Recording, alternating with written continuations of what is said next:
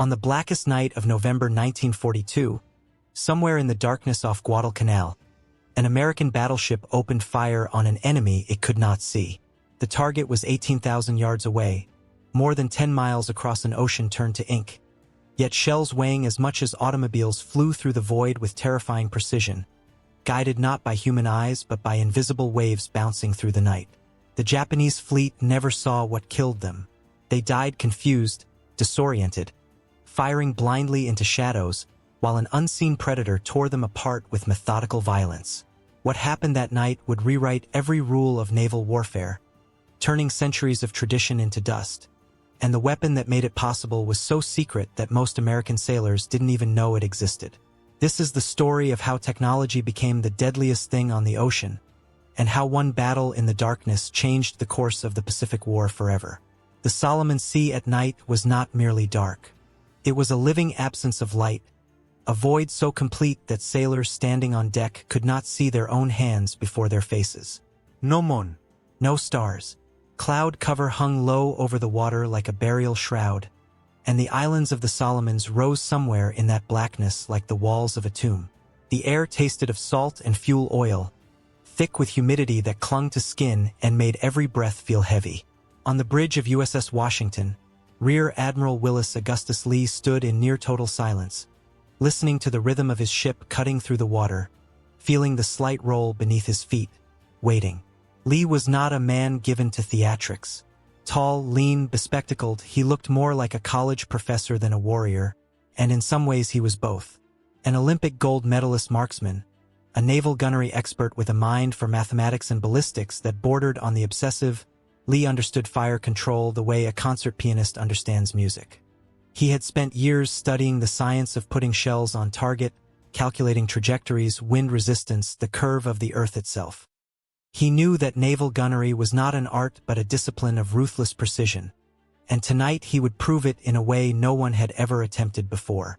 Behind Washington, USS South Dakota followed like a shadow behind a shadow, her crew at battle stations, her turrets trained forward into nothingness. Both battleships had been running dark for hours, no lights, no communications beyond the barest whispers on sound-powered phones, maintaining radio silence as they moved north through waters that belonged as much to the enemy as to anyone. Somewhere ahead of them, American destroyers screened the advance, probing the darkness like blind men with walking sticks, searching for the Japanese fleet that intelligence promised was coming. And intelligence was right. Vice Admiral Nobite Kondō was bringing his ship south with the cold determination of a man who had no choice but to win. His mission was simple and brutal. Bombard Henderson Field on Guadalcanal, destroy the American airstrip that had become a thorn in Japan's throat, and secure the island once and for all. He had the force to do it. The battleship Kirishima, modernized and powerful, capable of raining high-explosive death on the airfield. Heavy cruisers bristling with 8-inch guns. Destroyers, fast and aggressive, trained in night combat by years of relentless drilling. The Japanese were masters of the night battle, and they knew it. They had bloodied the Americans again and again in these waters, turning the sound between Guadalcanal and Savo Island into a graveyard that sailors had begun calling Iron Bottom Sound for all the ships that lay beneath its surface. But Kondō's fleet was sailing into a trap, and they had no idea. Deep in the bowels of Washington, in a compartment lit by the dim red glow of instrument lights, a radar operator sat hunched over a circular screen, watching a greenish line sweep around and around, painting the world in electronic echoes. The SG surface search radar was the most secret weapon in the American arsenal, a technological marvel that could see through darkness, through weather, through everything that had always made night combat a gamble of luck and confusion. It sent out pulses of radio energy that bounced off steel hulls and returned as blips on the screen, translating the invisible into the visible, turning chaos into clarity. The operator's eyes ached from staring at the scope. He had been watching for hours, seeing nothing but the fuzzy returns of his own destroyers, the ragged coastline of Guadalcanal, the empty sea. Then, just past 2,300 hours, something appeared. A blip, then another, then more, blooming across the top of his screen like flowers of death. His voice was steady when he reached for the sound-powered phone, but his hand trembled slightly. Radar contact. Multiple targets. Bearing 350, range 18,000 yards. On the bridge, Lee received the report without visible reaction, but his mind was already moving through calculations with the speed of a machine. 18,000 yards. Just over 10 miles. The Japanese were coming south, probably unaware that American battleships were in these waters at all. They thought they owned the night. They thought their optical rangefinders and years of training gave them an invincible advantage in darkness. They were wrong. Lee turned to his gunnery officer, his voice calm, almost professorial. "We will engage the northern targets at our discretion. All main battery guns load armor-piercing. We will open fire at 18,000 yards on radar bearings." In the history of naval warfare, no battleship had ever fired on a target it could not see, guided by nothing but electronic impulses on a screen. What Lee was proposing was either revolutionary genius or suicidal madness, and in the next few minutes, everyone on both sides would find out which. The turrets of Washington traversed slowly to port, their massive barrels rising slightly, motors whining in the darkness as the fire control system digested radar data and translated it into angles and elevations. Inside each turret, powder bags and shells were rammed home with mechanical precision, crews working in near silence, the air thick with the smell of cordite and oil. Washington carried 9 16-inch guns in 3 triple turrets, each capable of hurling a 2,700-pound shell more than 20 miles. When those guns spoke, they spoke with the voice of apocalypse. Lee waited. The radar returns sharpened as the range closed. 17,000 yards. 16,000. The Japanese were steaming straight toward them, utterly unaware. On South Dakota, Captain Thomas Gatch paced his bridge, watching the darkness, trusting Lee but feeling the terrible vulnerability of fighting blind. Around both battleships, American destroyers moved in formation, their crews tense, waiting for orders, waiting for the night to explode. At 2,316 hours, Lee gave the order. Commence firing. Washington's forward turret erupted first, and the night died. 3 16-inch guns fired simultaneously, and the muzzle blast was a physical force that slammed across the water like a shockwave from hell. White-orange flame lanced out 100 feet, illuminating the entire ship for one frozen instant, turning the sea around her into a hellscape of light and shadow. The blast was so loud it was beyond sound, a concussive force that hit the chest like a fist, that rattled teeth and shook the deck and sent a rolling peal of thunder across the ocean that carried for miles. Then the other turrets fired, and the world became fire and noise and violence. The shells climbed into the darkness on trajectories calculated by radar and machines, arcing up and over and down, traveling faster than sound, invisible, unstoppable. They covered 10 miles in less than 30 seconds, and when they arrived as judgment. Aboard the Japanese battleship Kirishima, the first indication that something was wrong came not as sight but as sound.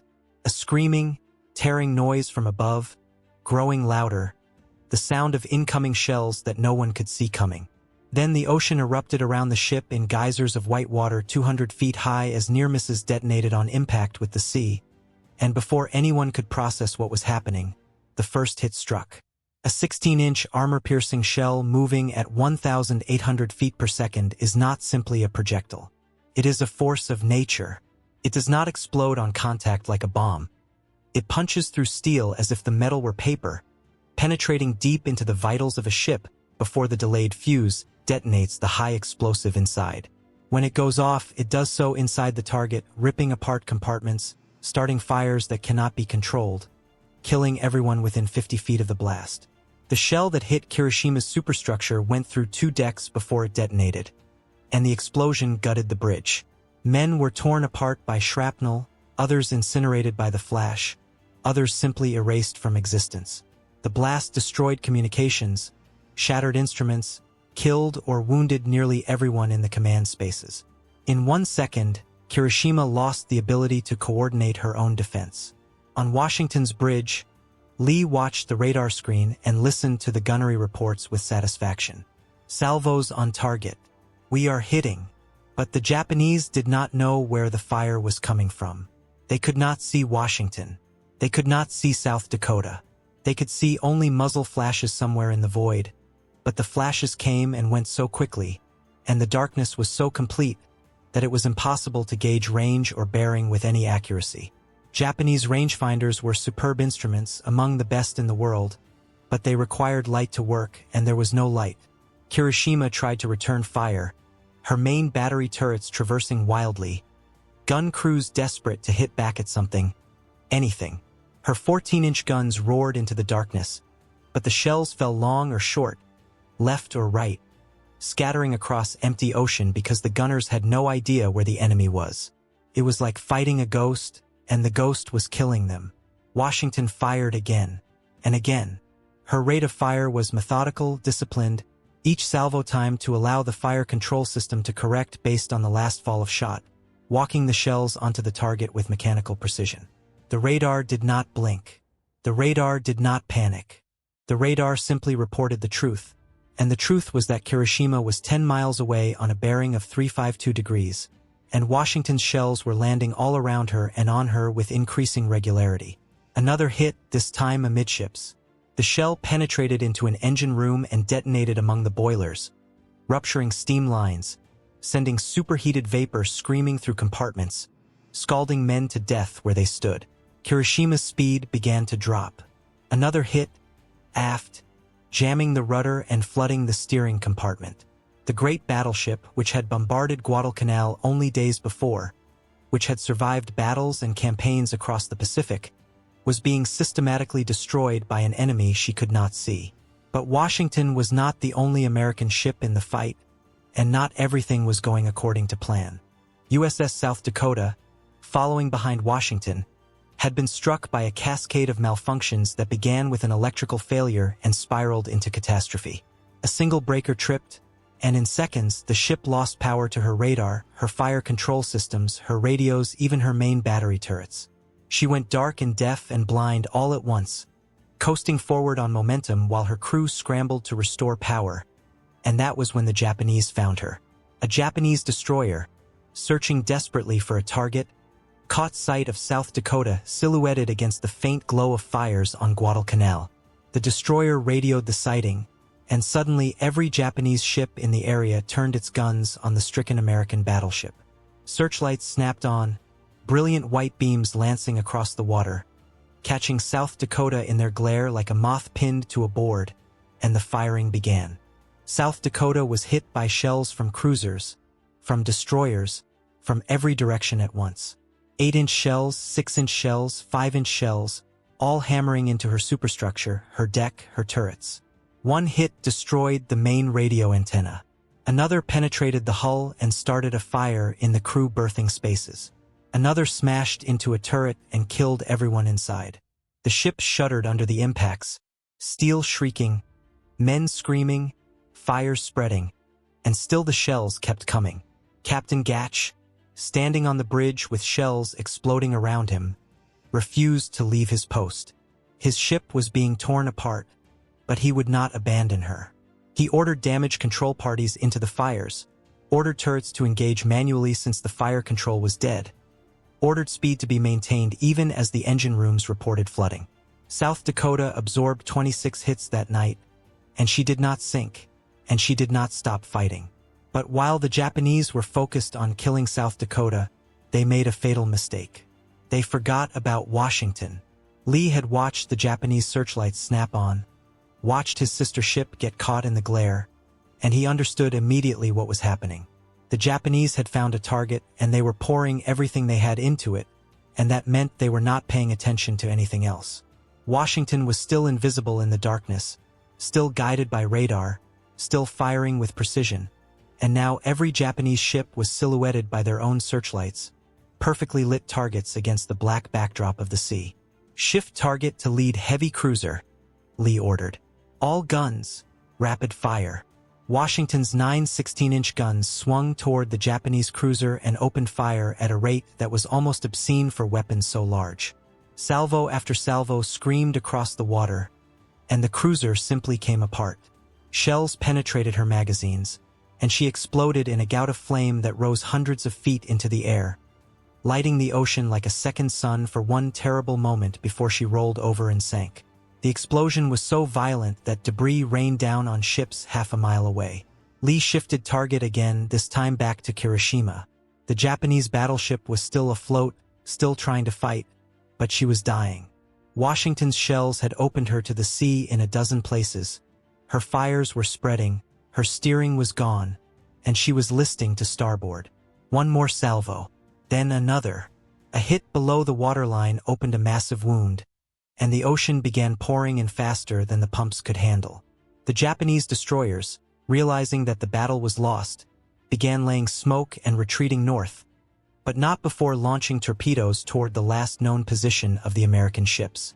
Long lances streaked through the water, some of them passing within yards of Washington, others disappearing into the darkness, and one or two finding targets among the American destroyers that had been screening the battleships all night. Explosions bloomed on the horizon, and more American ships began to sink, adding to the terrible toll of Iron Bottom Sound. But Kirishima was finished. Her crew fought the fires and the flooding as long as they could, but by 0200 hours it was clear she would not survive. The order was given to abandon ship, and men began leaping into the dark water, swimming away from the dying giant. At 0320 hours, Kirishima rolled onto her side and slipped beneath the surface, taking hundreds of men with her, another offering to the deep. Admiral Kondō, aboard his flagship, made the decision to withdraw. His bombardment mission had failed. His battleship was gone. His cruisers were scattered. The Americans, somehow impossibly, had beaten him in a night action, and he did not understand how. He gave the order to retreat, and the Japanese fleet turned north and fled into the darkness, leaving the waters off Guadalcanal in American hands. On Washington's bridge, Lee allowed himself a moment of satisfaction. His ship had fired 75 16-inch shells and scored 9 direct hits on Kirishima, a hit rate that would have been impressive in daylight at half the range. He had proven that radar-directed gunnery worked, that technology could overcome the chaos of night combat, that the old ways of fighting at sea were obsolete. The Japanese had trained for years to master night combat with optical rangefinders and human eyesight, and it had meant nothing. Washington had killed them from beyond visual range, guided by invisible radio waves, and they had never had a chance. But Lee also knew the cost. American destroyers were gone, sunk in the confused melee of the early battle. South Dakota was badly damaged, 26 hits, fires still burning, dozens of men dead or wounded. The victory was real, but it was not clean, and it was not cheap. As dawn began to break over the Solomon Sea, the water was slick with oil and debris. Bodies floated among the wreckage. Lifeboats and rafts drifted with survivors, American and Japanese alike, all of them exhausted, all of them grateful simply to be alive. The sky turned gray, then pink, then gold, and the islands of the Solomons emerged from the darkness like promises kept. Henderson Field was still in American hands. The airstrip that had been the target of the Japanese bombardment, the reason for the entire battle, remained operational. Marine and Navy pilots would fly from that field for months to come, attacking Japanese ships, supporting ground troops, slowly grinding down the enemy presence on Guadalcanal. The battle Lee had won in the darkness had ensured that the Americans would keep their foothold in the Solomons, and that foothold would become a launching point for the long advance north toward Japan itself. But more than that, the battle had demonstrated a fundamental shift in how wars at sea would be fought. For centuries, naval combat had been limited by what men could see, by the reach of the human eye and the quality of optical instruments. Battles were fought in daylight or, rarely, at close range at night under illumination from searchlights and star shells. The idea of firing accurately at a target 10 miles away in total darkness would have seemed like fantasy to every naval officer who had ever lived, right up until the moment Washington proved it was possible. Radar changed everything. It made darkness irrelevant. It made range almost meaningless. It turned naval combat from a test of seamanship and gunnery skill into a test of technology and data processing. The side with better radar, better fire control, better integration of electronics and weapons would win, and there was nothing the other side could do about it except die confused. The Japanese never developed radar comparable to the American SG system, and they paid for it again and again as the war continued. American ships would detect them first, fire first, hit first, and the Japanese would struggle to understand what was happening before it was too late. The advantage that radar provided was so overwhelming that it effectively ended the era of the battleship as Queen of the Sea, because even the most powerful guns in the world were useless if you could not see the target, and American radar could see everything. Lee would go on to fight more battles, to refine the tactics he had pioneered, to train other commanders in the art of radar-directed combat. But he would always remember that night off Guadalcanal, the moment when he had trusted a machine more than his own eyes, when he had ordered his ship to fire into absolute darkness at a target he could not see, and when the machine had been right. It was the moment when the future arrived, and the past died, and the ocean changed forever.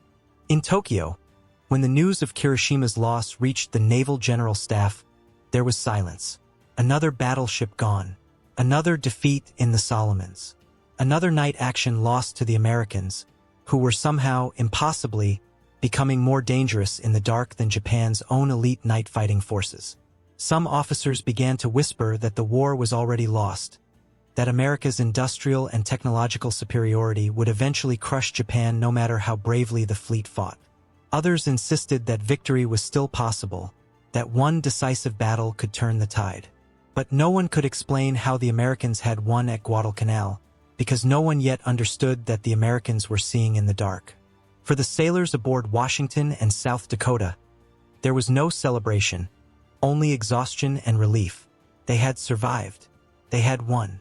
But they had also seen men die, had felt their ships shudder under enemy fire, had breathed smoke and tasted fear. War was not glorious even in victory. It was simply something to be endured, and if you were lucky, survived. As Washington steamed south toward the relative safety of Noumea for repairs and replenishment, her crew began the grim work of cleaning up the ship, repairing damage, accounting for the dead. In the radar compartment, the operator who had made that first contact sat staring at his scope, watching the green line sweep around and around, seeing nothing now but empty ocean. He wondered if the Japanese sailors he had helped kill had known what hit them, or if they had died confused, never understanding that they had been beaten by a machine they could not see and could not fight. He would never know the answer, and perhaps that was for the best. The battle off Guadalcanal on the night of November 14th to 15th, 1942, was not the largest naval engagement of the Pacific War, nor the bloodiest, nor even the most strategically decisive in the grand sweep of the conflict. But it was the moment when technology became the dominant factor in naval warfare, when centuries of tradition gave way to the age of electronics and computers and guided weapons. It was the moment when the night ceased to be a shield for anyone, when darkness became just another problem to be solved with the right equipment and the right tactics. And it was the moment when Willis Lee proved that a man with a machine could see farther, shoot straighter, and kill more efficiently than any warrior who had ever sailed before him. The secret weapon was not a gun or a torpedo or a bomb. It was information.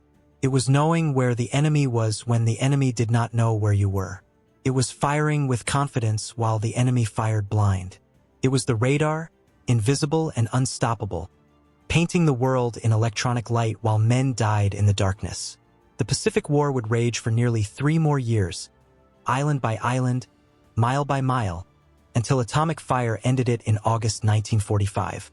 But the outcome was decided, in part, on that November night when Washington's guns roared in the darkness and Kirishima died without ever seeing her killer.